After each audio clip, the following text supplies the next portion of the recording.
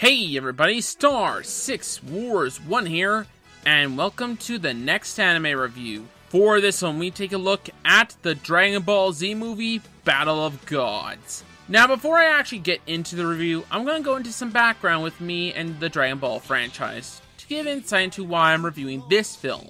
I've known about the Dragon Ball franchise since I was around 4 years old. I remember Dragon Ball Z airing on TV with its Ocean Group dub, which I've heard is pretty terrible. Also, with probably the most infamous of the Dragon Ball Z openings. Dear God, it's terrible if you want to ever decide to give the Canadian version a listen. I was really interested in the franchise and wanted to see it, but because of my age, I wasn't allowed to watch it, being 4 and all.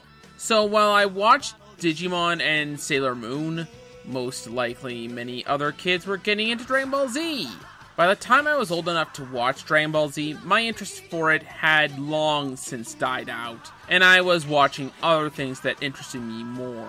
Before the release of Dragon Ball Z Battle of Gods, I did catch a few episodes of Dragon Ball Z Kai, specifically in the beginning of the Cell Saga, and thought nothing of it, aside from liking Cell and Piccolo.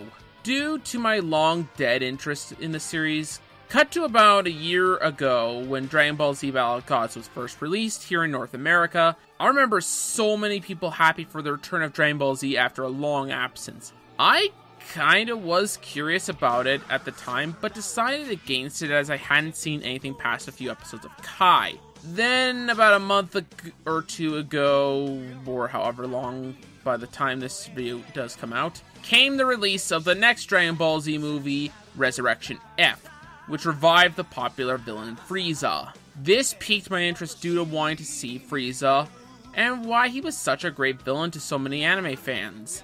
That, and I wanted to see something Dragon Ball related at the time. Unfortunately, also at that time, I was sick and couldn't go to the theatrical release of the movie. Since then, it has been released on DVD.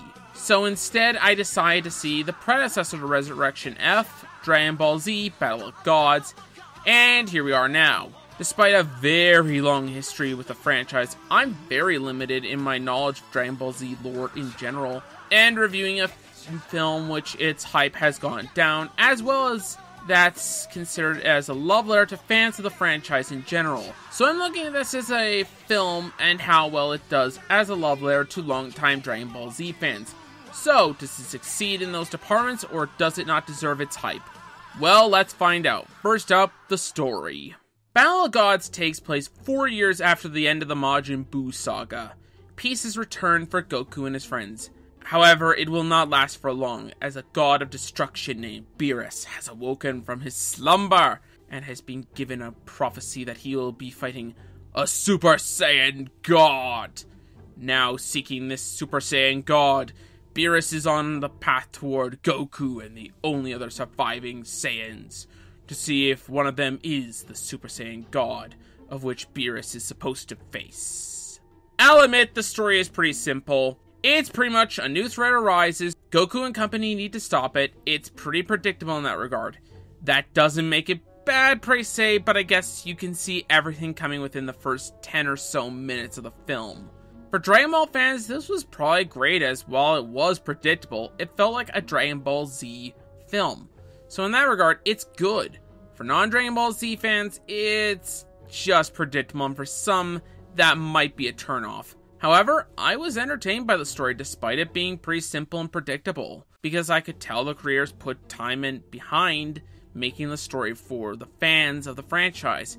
And even beyond that, I enjoyed that while I didn't know much about the Dragon Ball Z franchise, or Dragon Ball franchise in general, I was still able to understand what's going on throughout. It also has a surprising amount of comedy, though whether you think that's a good or bad thing is up to the viewer to decide, as comedy is very subjective, and my tastes may differ from yours, though I personally enjoyed it. The story rewards older fans for seeing the show, but still make it so that newer fans can also enjoy it without a decade of prior knowledge to the franchise. In short, I found the story rather enjoyable and fun to watch. Now, with the characters, I'm pretty sure a large amount of anime fans are aware of who Goku is, Vegeta, Gohan, Bulma, and the rest of Goku's friends are at this point. And I feel redundant explaining who they are. Maybe if I get to reviewing the rest of the Dragon Ball franchise, I'll go more into depth of who they are. But I think for this review at least, I don't really think I need to. So I'm going to go more into talking about the new characters introduced in this movie, Beerus and Willis. Let's start with Beerus. If I was to describe Beerus in one sentence, it would be, he's a villainous Goku. Seriously, the guy has a lot of the same traits Goku has. He's wanting to face a strong opponent in battle. He's actually respectful to people who he feels deserves it.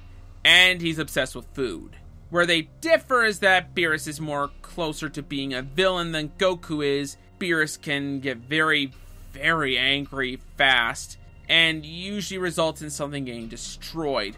And also, Beerus is incredibly strong. Very early on, it's told he's a god of destruction, and a bit later shows why he's gotten that name and reputation. To put it simply, Beerus is extremely powerful. However, I liked Beerus, and I think he's a welcome addition to the movie, and just adds a lot of character to it. Just a fun character to watch. Now, for the other new character of the movie named Willis. This is pretty much Beerus's butler and aide. He spends most of the film eating Earth food and being Beerus's caretaker. I wish I had more to say on Willis, but honestly I don't. Compared to Beerus, he doesn't leave as much of an impact.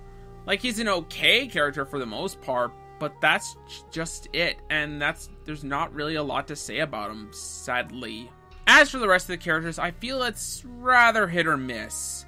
Goku, Vegeta, and Bulma are all how I expected them to be, and are great characters. However, I'd be lying if I said the rest of the cast left much of an impact. Like, almost all the DBZ heroes appear here, but most of them, excluding the previously mentioned 3, have very little impact, which I found a tad disappointing. Especially when you see characters like Piccolo, Krillin, Gohan, the list goes on. I know that they aren't the main focus and that this is an hour and 45-minute film, but I just wish the characters left more of an impact than they did. That aside, the characters are good and, for the most part, rather enjoyable. The animation was done by Toei Animation, who has done most, if not all, other Dragon Ball Z anime, as well as One Piece, every season of Digimon, and way too many other anime to note here. The animation, for the most part, is really good. The character designs look great, the coloring is really nice and detailed, the backgrounds look nice, and the action scenes can look really awesome. However, if there's one downside to the animation, it's that some fight scenes are used CGI, and it's very noticeable contrast to the regular animation. It can look really off-putting seeing it go from an anime fight scene to looking like a video game fight scene. Then again, it could be worse. It could look like this. So at the very least, I'm glad the animation looks pretty good with a few minor hiccups here and there. The OST was done by Norihito Sumitomo, who's only done some other Dragon Ball Z titles like Kai 2014, Super, and Resurrection F, as well as the Shikabane Hime series, which has pretty forgettable music if I'm going to be kind of honest. I'll be honest, when first watching the movie, I didn't really notice the OST very much, probably because of everything else that was going on. However, upon listening to it on its own, I learned it's pretty good, though nothing that special if I'm going to be honest. It's nice, but not something I'd often go back to. There's no opening in the movie, however there is an ending theme, which is a remixed version of Dragon Ball Z's first Japanese opening by the band Flow called Cha-La-La Head Cha-La. To be honest, it gets stuck in your head pretty fast, and I personally really like the ending theme, as I also kind of like the Japanese opening, to be honest. Hell of a lot better than the Canadian opening. It's a great listen, to be honest. Now, should you go for this movie subbed or dubbed? I'm gonna be honest, I never bothered with the sub, as what little Dragon Ball Z I saw was in dub. And I thought it was perfectly fine, so I watched the movie dubbed. And I thought the dub was really good. Funny brought most of the cast back from the series dub, and I thought it was a good job.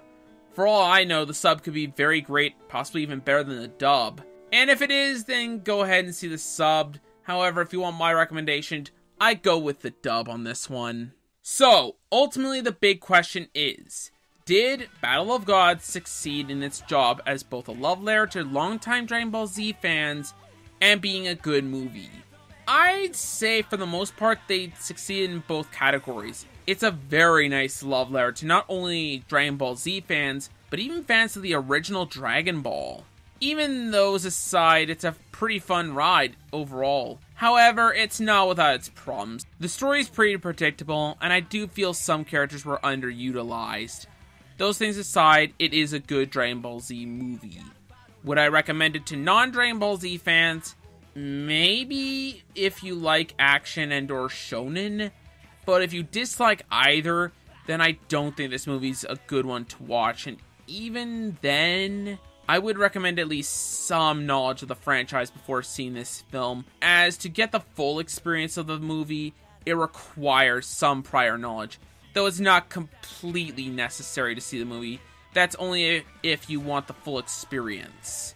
Also, special thanks to Inu Conan Doyle for watching this movie with me and letting me know about some of the details of the movie I wouldn't have catched without you. Thanks, man. Anyways, that's all for me. This has been Star 6 Wars 1, and I'll see you next time.